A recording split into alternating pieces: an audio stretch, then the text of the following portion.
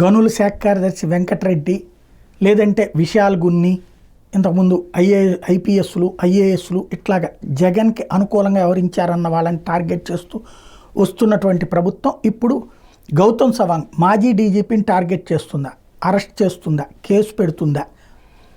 ఎందుకు అంటే ఈనాడు జ్యోతిలో ఒకే రోజున ఒకే వార్త ఒకే అంశం మీద వచ్చింది అంటే నెక్స్ట్ స్టెప్ అది జరుగుతుంది అనేది. ఇంతకుముందు అమ్మాయి కాదంబరి జత్వాని కేసు చూసినా మరొకటి చూసినా ముందు వీళ్ళు ఒక వార్త కూడబలుక్కున్నట్టు రాశారంటే నెక్స్ట్ స్టెప్ వాళ్ళ మీద ఉంటుంది అనేది.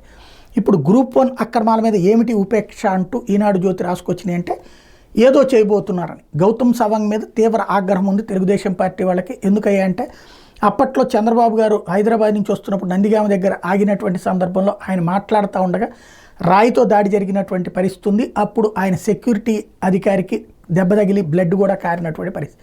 దాని మీద అప్పుడు డీజీపీగా ఉన్నటువంటి గౌతమ్ సవాంగ్ వచ్చేటప్పటికి ప్రజాస్వామ్యంలో నిరసనల హక్కు, అందులో ఇదొక భాగం అంటూ చెప్పడం ఈ రోజుకు కూడా ప్రతి ఒక్కళ్ళని రగిలించేటటువంటి అంశం. ఆయన మీద ఏదో ఒకటి చేయాలన్నది. ఆయన ఈలోపు పదవి విరమణ చేసేసుకుని వెళ్ళిపోయి ఉన్నారు కాబట్టి ఆయన మీద ఏం చేయారంటే అప్పట్లో జరిగినటువంటి అవకతవకల పేరుతో తన మీద అట్లాగే కార్యదర్శి సీతారామాంజనేయుల మీద యాక్షన్కి రంగం సిద్ధం చేస్తున్నట్టు కనబడుతోంది.